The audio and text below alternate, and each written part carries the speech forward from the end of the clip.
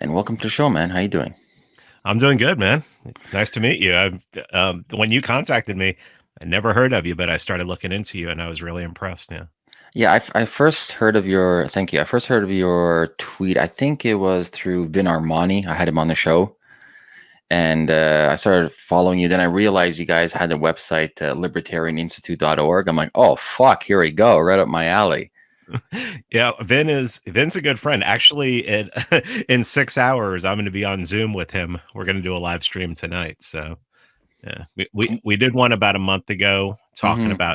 talking about Corona hell, and he and I are pretty much on the same page as what we think is going on.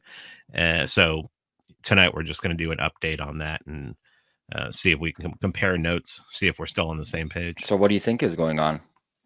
Oh, I just think it's a massive power play. I think it's a massive power play towards UBI, universal health care. And that's not the worst of it.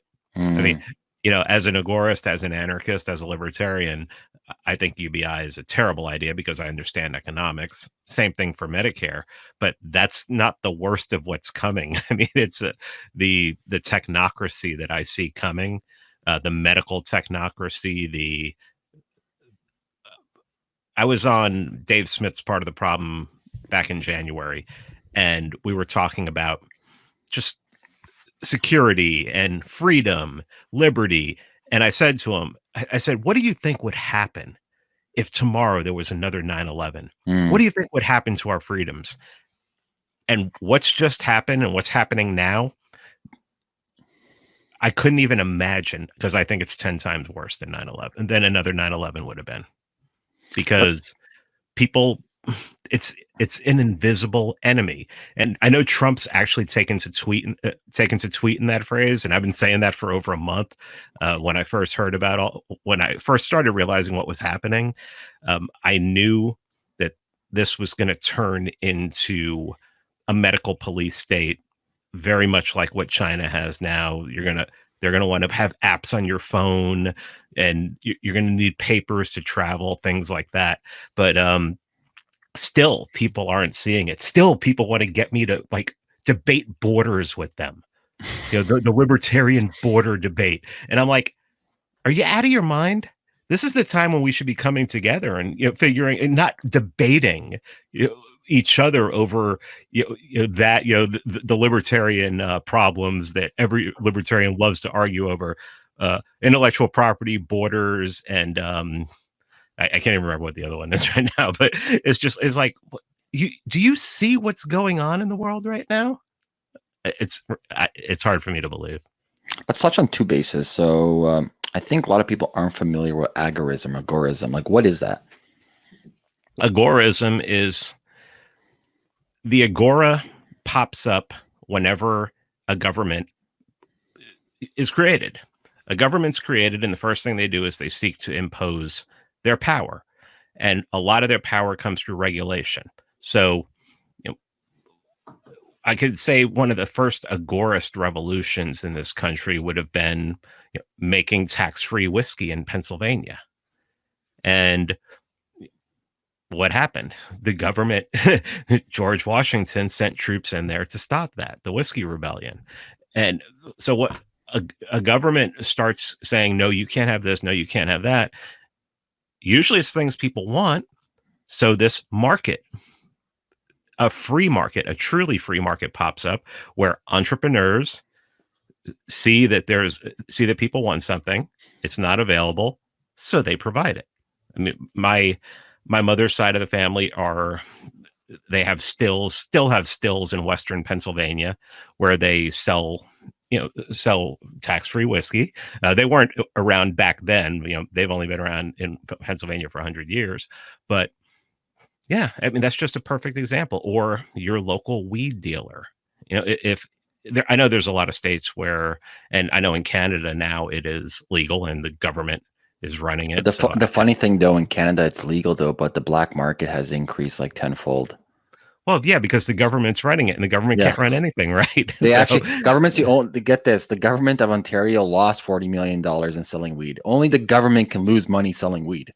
Yeah. I mean, I could walk out my door and throw like a rock and hit somebody and they could do a better job of selling weed and make it profitable.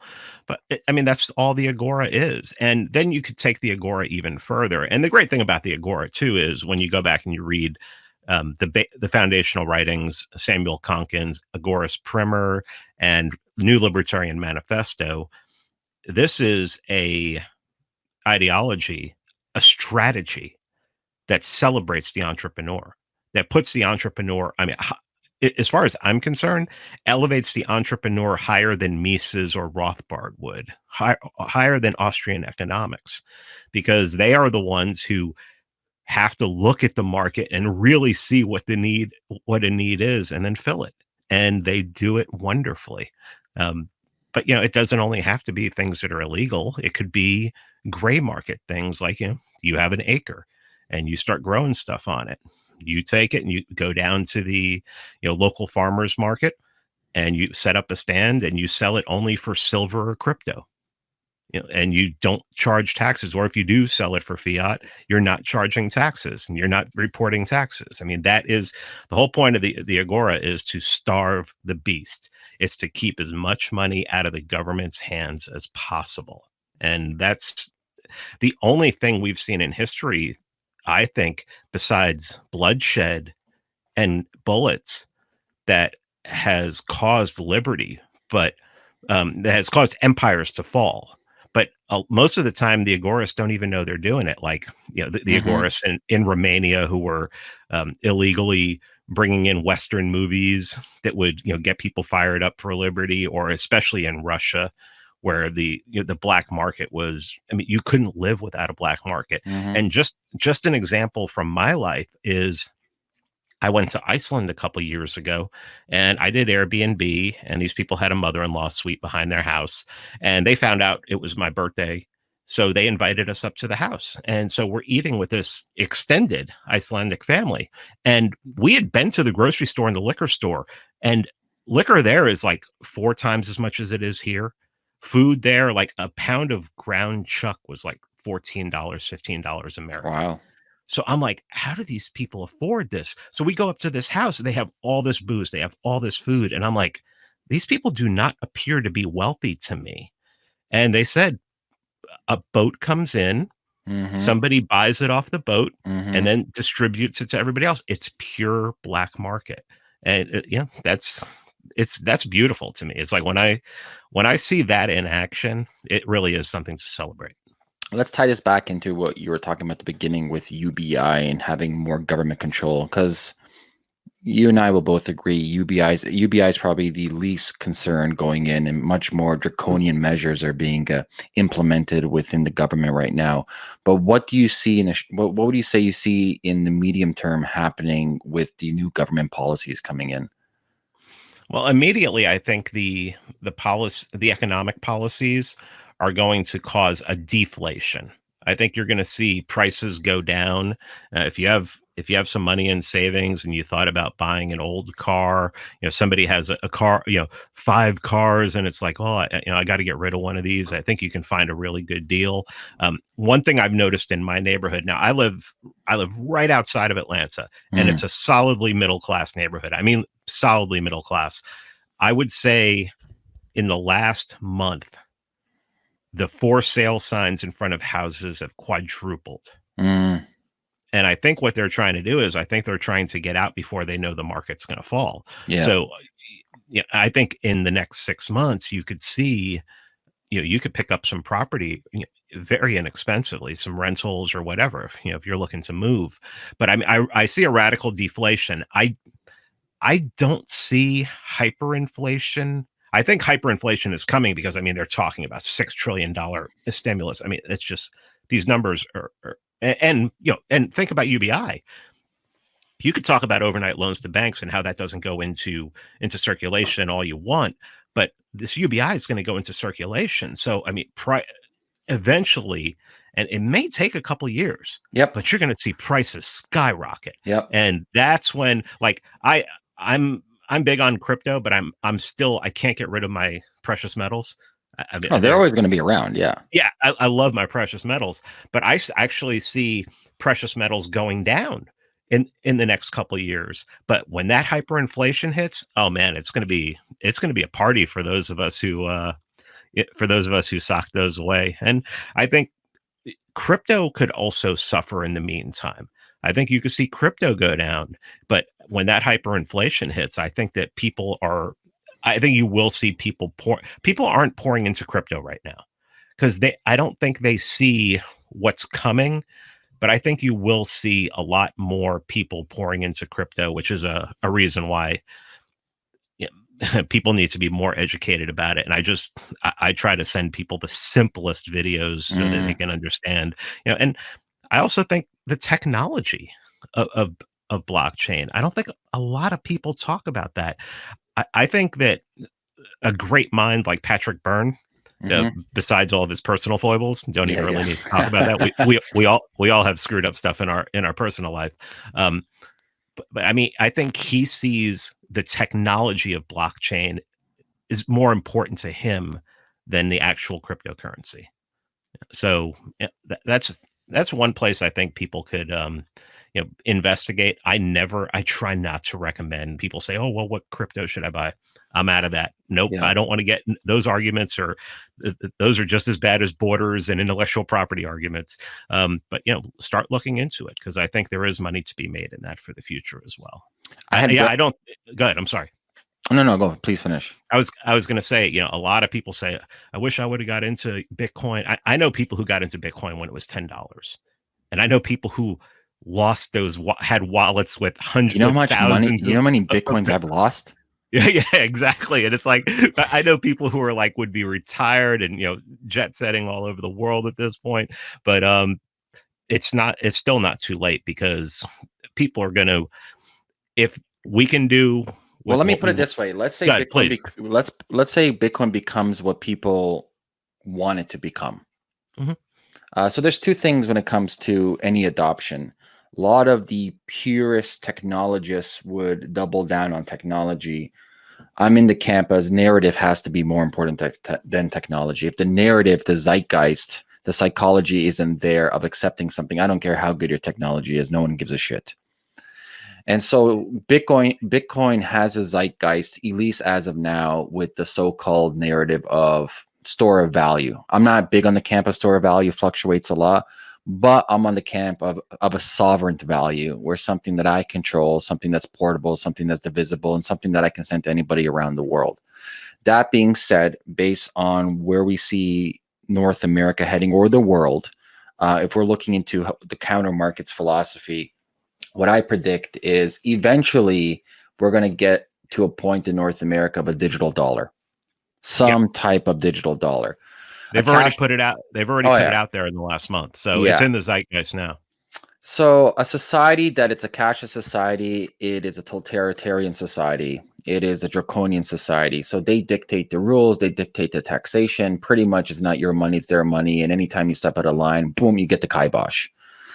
And so we need an alternative. Bitcoin can be this alternative when it comes to that. So there's an interesting psychological theory. The guy's name is Timur. Brett Weinstein had him on the show. He talks about it called preference falsification, where everybody in the public eye behaves a certain way. So, for example, he used the example of like, oh my God, I can't believe the Soviet Union collapsed so far. For example, my parents are from former Yugoslavia. On the surface, you'd be like, oh, it was so nice. But then overnight, the whole system collapsed. So people behave a certain way in the public eye so then they don't get scrutinized, right? They want to say certain things so the government doesn't look at them. They want to behave a certain way so they don't get penalized. But behind closed doors, they're a completely different person because they're not getting scrutinized. They're not getting penalized.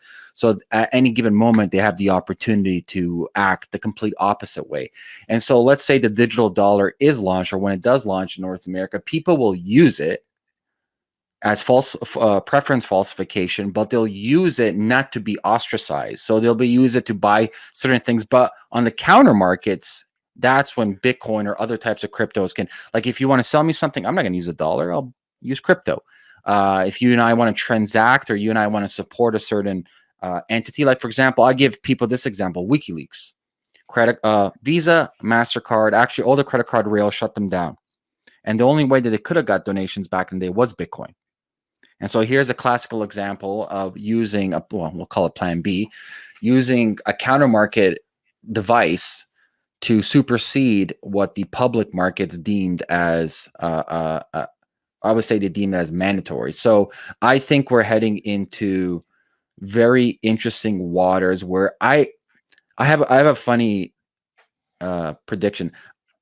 I really believe even the people on top in Congress and Wall Street don't have a fucking clue what they're doing at all. I believe the people on top, like the face. Yeah. Okay. Good. Yep. Agree. 100%. I don't think so. And another thing though, people have this like a notion that there's this cabal where there's like a group of these like elitist people.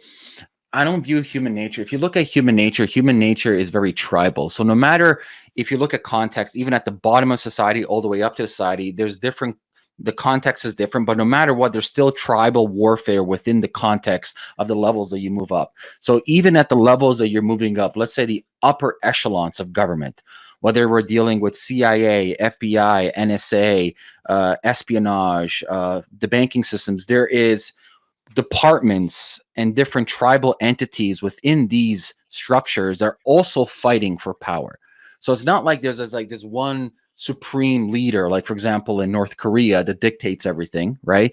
There is this power struggle, this vacuum struggle always happening on the top echelons, where I really believe right now there's a lot of people trying to supersede more power within this vacuum. But more or less, I'm not in the camp where there is this nefarious global agenda where there's like one type of entity that's dictating what's going to happen around the world. Right. The great Scott Horton, who is the founder of Libertarian Institute, and that I'm the managing editor at, and the premier foreign policy expert, I think, in the world. He says if you want to find, he said, he admits he used to be in the 90s a New World. He calls himself an old New World Order kook. Old New World Order. Okay. Yeah. So he's like, I was all down with it. NWO. He goes, I used to read The New American by the John Birch Society, because he goes, I didn't like the racial stuff, but the stuff about the New World Order and the commies and everything, and Carol Quigley, all that stuff. Yeah. He was full bought into it. But he says, if you really look at the world, the New World Order is the United States, because they are trying to impose their vision upon everyone else. So, yeah, I mean, and we know that there are factions in government and people behind the scenes.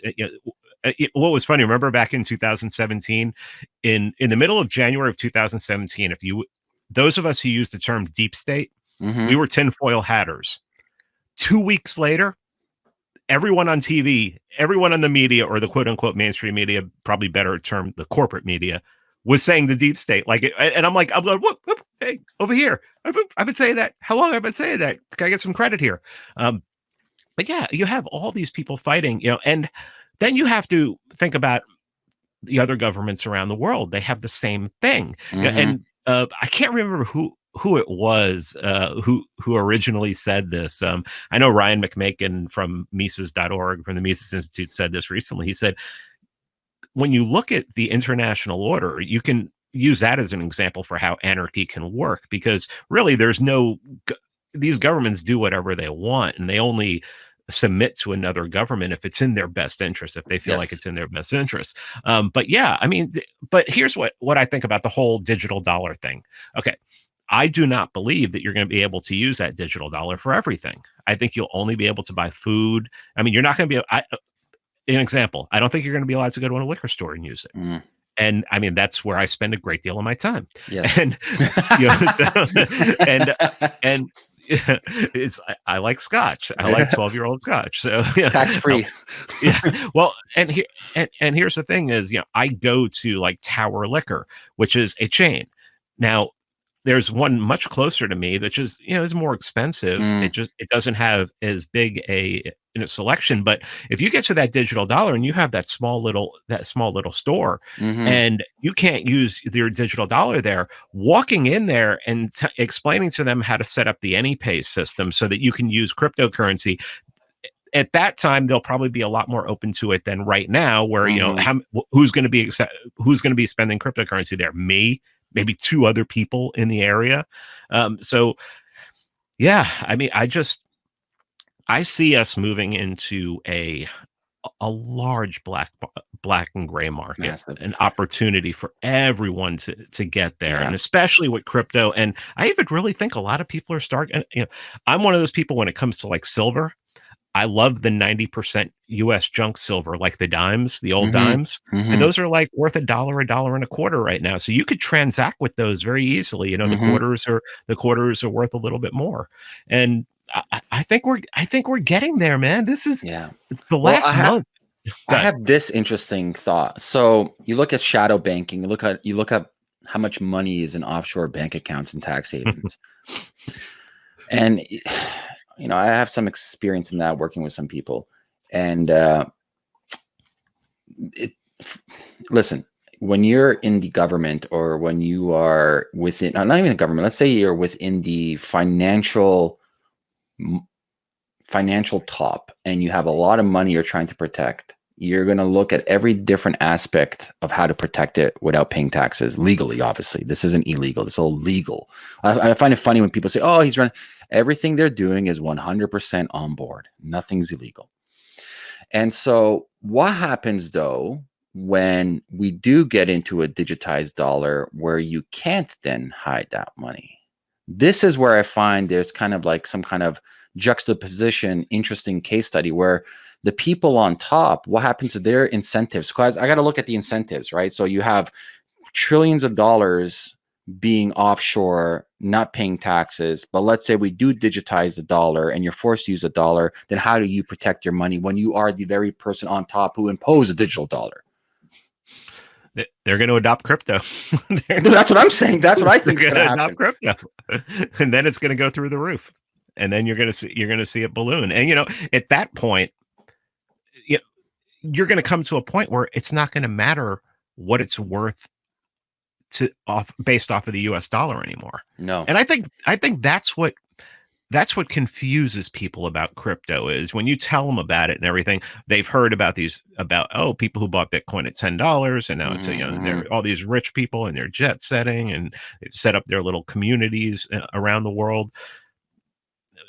I think those of us who understand that we want to use crypto to not only subvert the system, but to take it down, that, yeah, I mean, it has to get to the point where people are going to want to desire BTC, BCH, Dash, whatever, Ethereum, I'm fine with any of them, but I'm also a Hayekian in that I think that currencies need to, in a free society, currencies need to compete. But so yeah, I think it's going to get to the point where it's like people aren't going to be like, oh, so Bitcoin is worth this much in the dollar now. It's like, no, I want this much Bitcoin, or I want this much Dash. I think it's going to happen slowly because if you're familiar with like the frog analogy of boiling water, and so people, they slowly concede rights and privacies bit by bit for this perceived notion of security, but it's not security. It's the draconian measures. And I think right now what we're going to see is short term. I think at least United States, Canada's going to have some benefits from the United States, but we're going to have more downside. For the short term, there's a lot of honeymoon effect that's going to happen in the US. You have all this capital being pumped in. We have this weird form of a UBI, and I don't think so. These stimulus packages will disappear for the regular. I think a lot of politicians will use this as a more voting tool to start voting themselves in. And I think people, once they get accustomed to whether it's $1,000 a month, they don't want that to disappear. And so I think this narrative of what Andrew Yang started with their UBI, or Universal Dividend Fund, he called it, it's here to stay. I don't know how that's going to pan out or how that's going to look, but more or less you will get some type of stimulus check from the government and they become your fucking employer, no different than communist China or USSR was. That being said, you have this short-term stimulus, all this cash being injected. You're right, there's going to be a deflationary period of goods, but long-term, you don't have to be a specialist in economics. You don't have to be a statistician. What happens when you have more supply? Yeah. That's it. Yeah. When you have more supply of diapers, the price goes down. When you have more supply of dollars, that's a different story. Yeah, well, what it's worth goes down, but the price of everything else is going to go up. Oh, Yeah, it's like exactly. you look at and the easiest way to look at that is tuition. Yes. College tuition back in the 80s. I mean, the school I went to down in Fort Lauderdale, I think for residents it was $20 a credit. It was a community Really? college. Yeah, it was a community college. So it was a 2-year college, but it was $20 a credit for Mm. residents. Well, now they've become a 4-year college, and it's like 250 a credit or something like that, Mm. 275 a credit. And yeah, well, when you're giving people free money, yeah, I mean, who's the last person who got turned down for a student loan? Has there ever been anybody? Well, yeah, of course the price is going to go up. It's the same thing. The housing market in the aughts is the same exact thing. They were giving away mortgages to anybody. I mean, the whole story. If anybody saw The Big Short, great, entertaining movie. Terrible economically because they didn't blame it on who they needed to blame it on. Mm-hmm. They blamed it on the people who were playing the game that the system created, and they didn't blame it on the system. But that story of the stripper who had like owned like 3 or 4 houses, that's like based off of truth. There was a stripper who owned 3 or 4 houses, and they were just giving away mortgages. I mean, she had no proof. She works for cash. She had no proof of income. And think about how crazy that was. And that's why I remember buying a condo, and then like a month and a half later, we had to get rid of it because we had to move really quick, and it had gone up 20% in a month. Holy shit! Yeah, it was. I mean, it was nice. It was fun, but I look back on that now, and I'm like, of course that wasn't sustainable. I knew people I was working with at the time who like bought a house for 265, held it for 6 months, and sold it for 375. It was just it was it was a crazy time. But that's an example of, if you're just giving away money, you're going to see the prices of things go up until it crashes. And you get a UBI. I mean, you start giving people $2,000 a month. I mean, someone like me is just going to keep working, going to take that money, going to invest, half of it in cryptocurrency, half of it in gold and silver, and just keep doing that on out until everything crashes. And it will crash. I mean, look at this. What happened in New York just recently? This is just like an early telltale sign with unemployment insurance. Well, this one individual, combining all the stimulus checks they got, was earning roughly $51K. If they went back to work, they would have only earned $48K. And the person, I don't blame them. They're like, what incentive do I have to go to work? None. I mean, you could actually build a side hustle where you're making money off the books while you're collecting that. I mean, yeah, I mean, come on. Why not? I mean, it's the perfect way to game the system too. And agorists would have no problem with that. We would applaud that, because any money you can take away from the state is one less dollar they use to kill brown babies all over the world. So. You mentioned the medical at the beginning. Where do you think we're heading with that? Oh, I mean, it's going to be single payer healthcare. It'll be Medicare for all, something like that. I would hope they would allow people to keep their insurance. And I think a lot of companies that are teetering, and we could talk more about that. Sure. Because I mean, the last month is, I just have so many stories from around here.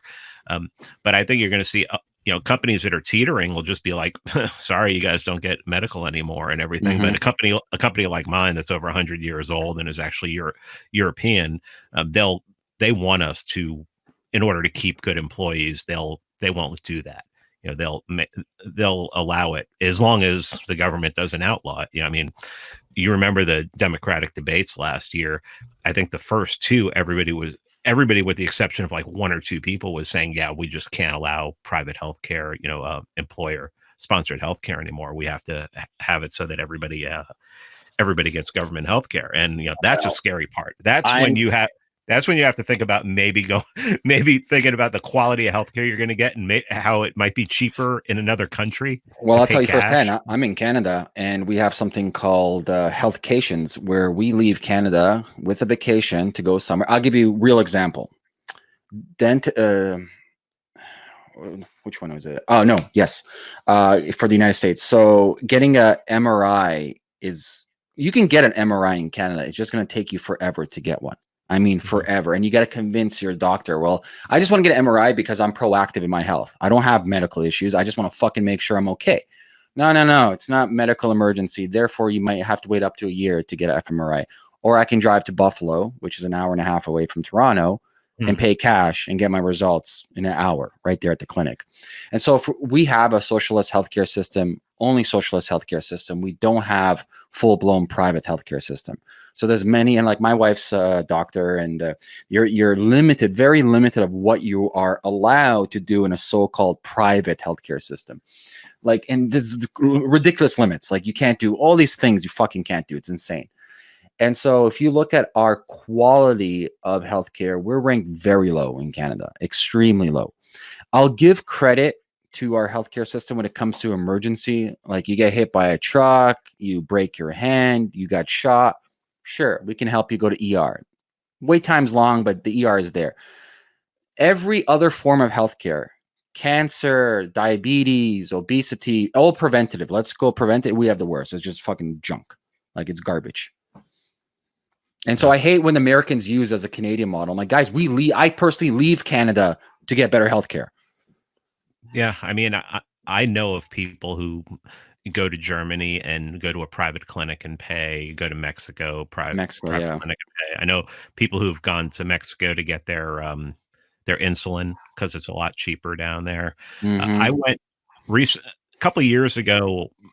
The doctor said my cholesterol was high. God, what a inaccurate science that would be. But so he recommended I go get this cardiac scoring test where they basically do an MRI of your heart, of your valves, to see if you have any plaque and everything. And he told me, he said, if you pay cash, if you pay out of pocket, it'll be $95. If you do it through your insurance, it's going to be about $800. And then what's your deductible? He asked me. And I'm like, yeah, I'll pay the $95. Yeah, I mean, that's how screwed up the system is here. People are like, well, yeah, it's a free market healthcare system. That's why, the commies are like, well, if the healthcare system here wasn't a free market, I'm like, what are you talking about? Obamacare was literally fascism, where he just basically reduced the medical system into the hands of like 5 different companies, and you couldn't use any other company. It's like, that's a free market? No, that's literal fascism. So, yeah. What's your advice then for regular people right now in this chaotic times? I really think you got to build a side hustle. I think if you got a regular job, keep it. Don't get rid of it now. I don't care what you're doing. Not a good time at all to do it, but you got to build something on the side. I mean, whatever it is. I mean, I prefer to try and stay in the gray markets because, you're straddling legal and illegal, but it's mostly legal. If you want to get into the black markets, then you do that of your own accord. I've operated in the black markets before, but you are taking a risk. But still anything. I mean, I know this sounds insane, but like a Twitter hashtag, but learn to code or something like that. I mean, it's always, that's going into the future, that's going to be needed. Learn how to do blockchain, learn how to work on the blockchain. If you do know how to code and you're in that, I mean, the blockchain is going to be huge. I mean, you talk about Patrick Burns talking about how you'll have trillions of dollars of contracts on the blockchain within the next 5 years, something like that. So, I mean, just you're looking to supplement your income. So in case, and here's what I want to talk about, because around here, the city I work in, it was actually designed in the 70s to be a Silicon Valley around Atlanta. And it's got this long street called Technology Parkway, and like all the computer companies, software, everything is on there. Well, that's been empty for a month and a half. Businesses stopped going to work using that brick and mortar locations a month and a half ago. Well, I think that if those people have been working remotely and those businesses are still making a profit and they're still up and running, I Mm-hmm. think a lot of them are going to go, why do we need these 6 floors of building? Maybe we only need 1 or 2. So think about what that's going to do to the economy of the town I work in, because now those people aren't going to work. They're not going to be going out to lunch. They're not going to be getting their gas in the neighborhood. They're not going to be doing whatever. Think about what that's going to do to commercial real estate. I think one of the biggest, because I have an uncle who was huge, made a fortune in commercial real estate in New York State, and so my family's always been aware of it. But I think commercial real estate's going to take a real hit. I mean, and it may take a worse hit after this than residential real estate, because I think a lot of people are looking at their books. Georgia allegedly reopened yesterday. So people are going back to work. I noticed there was a lot more traffic on the road, and a lot of the businesses around there were being frequented just a little more, not a lot more, but a little more. So it's going to start coming back a little bit, but it's not going to come back 100%. I mean, think about it. I think brick and mortar after labor might be a lot of people's second largest expense. If you could reduce that, because you've just proved to yourself in a month and a half that you can allow people to work remotely. Now they have these cameras that take a picture of you every 30 seconds to make sure you're not walking away. People really need to start thinking about their hustle and what hustle they can get to, because things have fundamentally changed. I mean, people don't want to accept it, but things have fundamentally changed. We're not going back to the way it was a month and a half, 2 months ago. I always tell people we have been domesticated. This whole idea of job security is a natural state of human beings. There's no such thing as security. Like, I always tell people we're fucking hunters and gatherers. We're nomadic creatures. And we've gone through ridiculous amounts of turmoil. Like, we would go a week without catch. Like, people think hunting's easy. It's one of the most difficult things possible. Like, ridiculously difficult, even with like modern day, like crossbow hunting and rifle hunting. Like, and think about back in the day, like I always tell people how we hunted, we were endurance animals. So it wasn't like, oh, first shot kill, we're good. It's like, no, we wounded the animal and we just kept on stalking it until the animal gave up, then we caught it. And then we've been conditioned since like after World War II for these like blue collar jobs, guaranteed security. Here's your pension plan. You're going to work at the same company for 40 years. You're going to make your 50K a year. And that's your whole fucking life until you die. And people have been conditioned, and the whole system has been conditioned around that. And I always tell people, like, this whole idea of you having some kind of roadmap, like a blueprint, like, that's obscene. That's not the natural state of human beings. You need to be agile. You need to be versatile. You need to ask yourself, how can I do multiple things at the multiple time? And as you said, how can I create multiple streams of different income, side hustles? And I'm not telling people, it's not like you have to create a whole different income of 40K, but hey, if you can make an extra $500 a month there, and maybe That's $200 here, lots of money adds up, man. Yeah, that really, starting the podcast and being able to generate income off the podcast has changed a lot of what I've been able to do. I've been able to reduce my hours at work so that I can concentrate more on doing content. And as much as I love the company I work for, if I can replace that income and then some, I don't know what, it'd be hard for me to leave, but it's I like doing this a lot more. And it's what I've always wanted to do, to be able to work for myself, to give my opinion. And that's pretty much what I do, and facilitate other people's opinions by having them talk. I do that on my podcast. I rarely ever do a podcast by myself anymore. I always want to talk to somebody else, because that's two different sets of ideas going instead of one. And just listening to me talk all day, for an hour would be boring as hell. But I mean, just build up. Yeah. But the problem with a lot of people is that they don't have the discipline to look at that extra $500 and not want to raise their standard of living to meet it. Yeah. So that if that $500 disappears, now they're underwater. So saving. I wrote an article when this all first started. When I first started seeing what was happening, and I knew that there was going to be there was going to be some devastating financial problems. And the article was just basically saying, look, libertarians, especially you libertarians, that the Federal Reserve is against you. It's stealing your wealth. You're getting taxed out the ass. Um, you you know all these things. You know that most of the country is living paycheck to paycheck. You know that that's all these things. You should know better. You have to get conservative about what you're doing now. And I hate to use the term conservative because God, it's just an awful term that just ugh. But yeah, I mean, you really have to start thinking. Especially, yeah, I forget who I was talking to the other day, but my last episode that I released, I said, "How many libertarians do you think right now, because they couldn't go to work, are living off their credit cards?" Mm. And it hurts me and pains me, because if I'm a quote unquote essential worker, so I never stopped working, but if I had to, I had money set aside for emergencies like this. I wouldn't be in the hole. I wouldn't be suffering. Yeah, I wouldn't even have to apply for anything. I'll tell you the issue with not just libertarianism, any isms or anybody who is, let me put it, as a protester or advocator of a certain narrative. If you look at nature, like the biological nature, how does the ecosystem change? A superior technology emerges within that ecosystem. Virus, bacteria, the environment changes, maybe it gets hotter.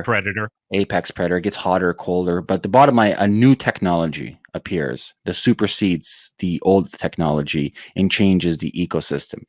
And so you look at what libertarianism is trying to do, or anarcho-capitalists are trying to do, or anybody, even leftists, for example, whoever, it doesn't matter. It's all the same to me. It's people speaking what they believe their philosophy to be true. You're still playing within the same environment, the same context. You're still using the same old technologies. The only way you can change something is you create a new technology. In case, for example, Bitcoin. It wasn't like a bunch of coders got together, or, for example, whoever Satoshi, they, them, her wasn't like, let's just talk and blah, blah, blah, blah. No, we created a superior technology that superseded the old technology.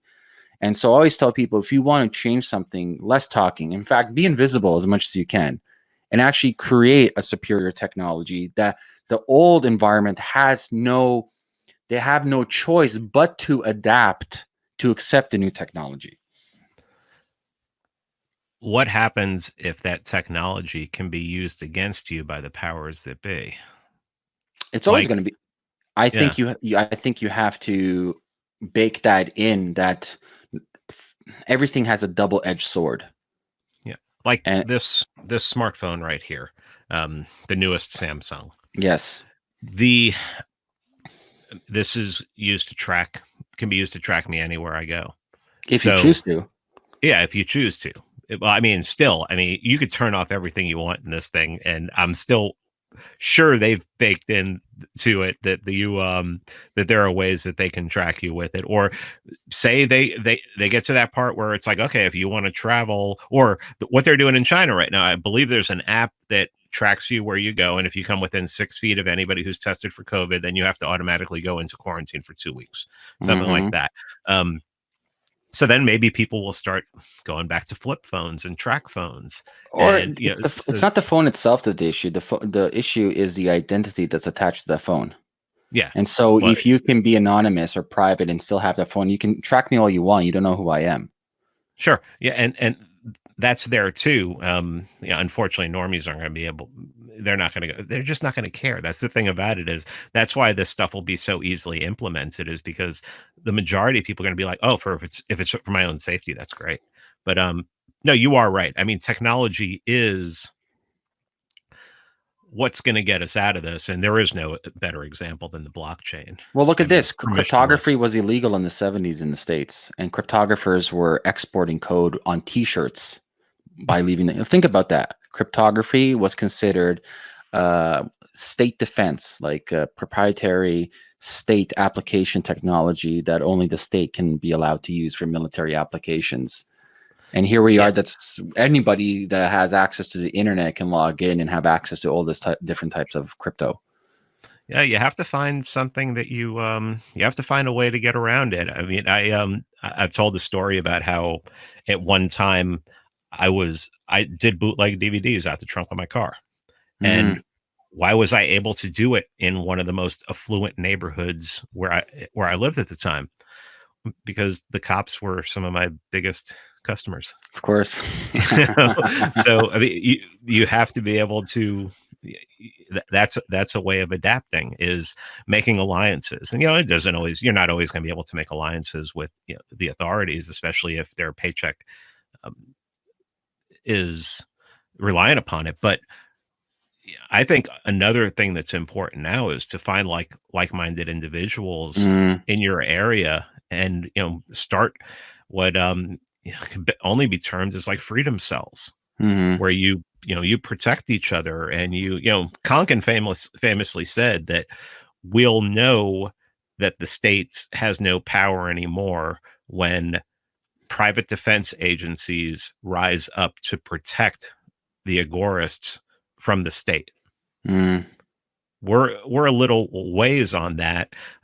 Detroit Threat Management, Dale Brown and his crew, they work with the state, but I'm sure I've talked to Dale, and he'd rather just be able to do it as a free market. But right now, people need protection. And really numbers helps a lot, and just really being smart if you're going to do something that's outside the system. But I put out a tweet this morning and I said, look, the only thing that's going to solve the market problem that we have right now is to free the market.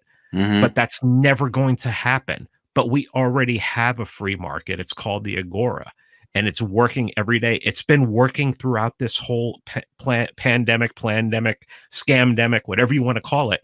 It's been working. People are still getting their weed. People are still getting their MDMA. People are selling masks, making masks at home and selling them on Etsy. I mean, all of these things are the Agora, and people, they need to embrace it and know that it'll always be there. And that's the one. Once I really said, I love anarcho-capitalism, but I don't see the logical conclusion to make anarcho-capitalism work is agorism. Once I accepted that, I became more hopeful. I became more hopeful for the future. A few months ago, if you would have asked me, you would have told me, June, July, we might see UBI and universal health care, I'd be worried. I mean, I would have been really worried. But as soon as I really started embracing my inner agorism as really the only way out of this, I'm much more at peace now, because I know that as long as we build that gray and black market to compete against the white market, we'll be all right. All those things that we need, hey, who's going to be the one to falsify the papers if you have to, if you want to travel and they want to see your vaccines and see what vaccines you've had, and you don't want to do that. So, I mean, really, it was funny. I was talking to a professional the other day, somebody who would be like, you'd be like, oh, this guy is a professional, and he's actually a medical professional. And we were talking about that. And he said, when you figure out a way to falsify all that stuff so that I can travel without getting these stupid vaccines that are coming, let me know. I mean, there's people in their own field know that this is ridiculous. I mean, the coronavirus is a worse version of the flu, but it is still a version of the flu. And people get flu shots every year and still get the flu. Why do we think that these vaccines are going to do anything? I'm not fucking touching out a 10-foot stick.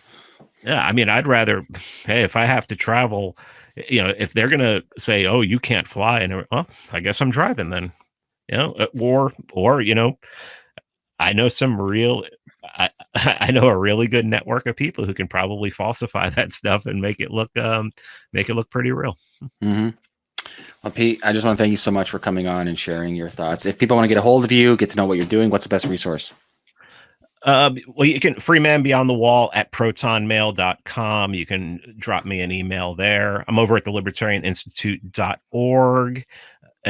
Freeman Beyond the Wall podcast. I think I just released my 409th episode. Holy shit.